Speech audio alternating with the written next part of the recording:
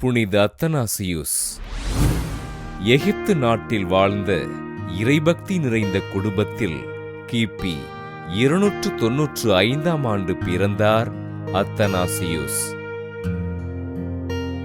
அலெக்சாந்திரியா நகர் ஆயர் அலெக்சாண்டரின் உதவியினால் கல்வி பயின்ற இவர் கிபி 319ஆம் ஆண்டு குருவாக திருநிலைப்படுத்தப்பட்டார். எழுதுவதில் ஆர்வம் கொண்ட இவர் புனித வனத்து அந்தோணியாரின் வாழ்க்கை வரலாற்றை எழுதினார். அலெக்சாந்திரியா நகர் ஆயர் அலெக்சாண்டரின் செயலராக பணிகளை செய்த அத்தனாசியுஸ் இறையியலில் சிறந்து விளங்கினார்.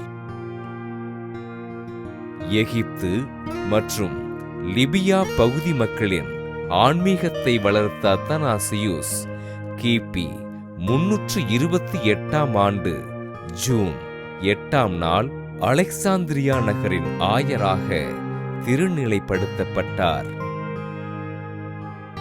அக்காலத்தில் நிலவிய ஆரியூசின் தப்பறை கொள்கைகளை கடுமையாக எதிர்த்த இவர் அக்கொள்கைகளை பின்பற்றிய ஆயர்களையும் மக்களையும் அன்பு செய்து வாழ்ந்தார்.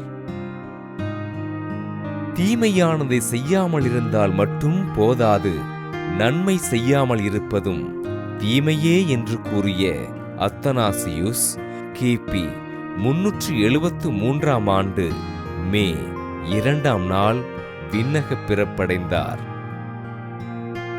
பல்வேறு பிரச்சனைகளுக்கு இடையிலும் ஆண்டவரை மக்களுக்கு அறிவித்து கிறிஸ்துவ நெறிகளை விதைத்த ஆயர் அத்தனாசியுசினை திரு அவை புனிதராக உயர்த்தியது. புனித அத்தனாசியுஸ் திருவிழாவினை கொண்டாடுகின்ற நாம் நம் வாழ்வினில் வருகின்ற துன்பங்களைக் கண்டு துவண்டு போய்விடாமல் ஆண்டவரிடம் நம்பிக்கையோடு ஜெபிப்போம்.